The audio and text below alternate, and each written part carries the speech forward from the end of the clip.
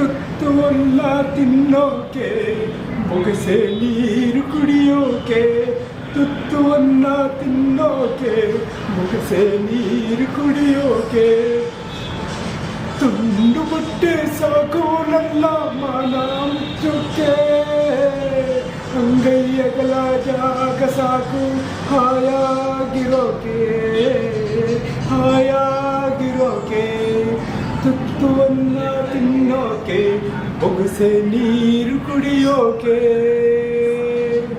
ಓಂ ಬ್ರಹ್ಮದೇವಾಯ, ಓಂ ಬ್ರಹ್ಮದೇವಾಯ. ಹಿರಣ್ಯಾಕ್ಷ, ನಿನ್ನ ಭಕ್ತಿಗೆ ಮೆಚ್ಚಿ ನಿನಗೆ ವರ ನೀಡೋಣ ಅಂತ ಬಂದಿದ್ದೀನಿ. ಹೇಳು ಹೇಳು ಹಿರಣ್ಯಾಕ್ಷ.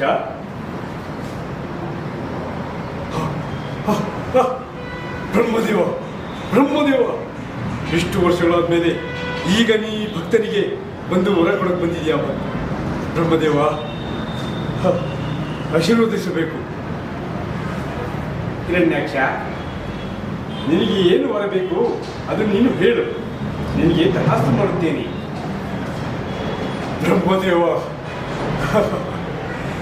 ನೀ ಸೃಷ್ಟಿಸಿರುವಂತಹ ಅದ್ಯಾವುದೇ ಜೀವಿಯಿಂದಾಗಲಿ, ನೀ ಸೃಷ್ಟಿಸಿದಂಥ ಅದ್ಯಾವುದೇ ಪ್ರಾಣಿಯಿಂದಾಗಲಿ, ಆಕಾಶದಲ್ಲಾಗಲಿ ಭೂಮಿಯಲ್ಲಾಗಲಿ, ಮನೆಯ ಒಳಗಾಗಲಿ ಹೊರಗಾಗಲಿ, ನೀ ಸೃಷ್ಟಿಸಿರುವಂತಹ ಯಾವುದೇ ಜೀವಿಯಿಂದಾಗಲಿ ನನಗೆ ಮರಣ ಬಾರದಂತೆ ಅನುಗ್ರಹಿಸು ದೇವ.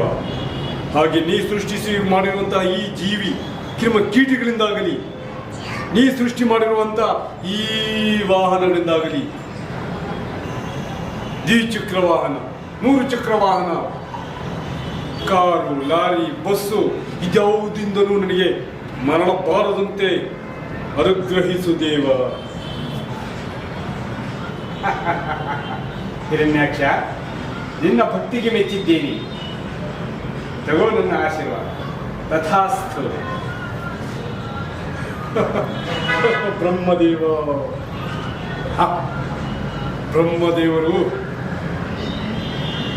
ಹೋಗಿದ್ದಾರೆ. ಈಗ ನನಗೆ ಸಾವು ಅನ್ನುವುದು ಈ ಲೋಕದಲ್ಲಿ ಎಲ್ಲೂ ಇಲ್ಲ. ಆದರೆ ಆ ನಾರಾಯಣ ನನಗೆ ಮಾಡಿರುವಂತಹ ವಂಚಕ ದ್ರೋಹಕ್ಕೆ ನಾನು ಬಿಡಲಾರೆ.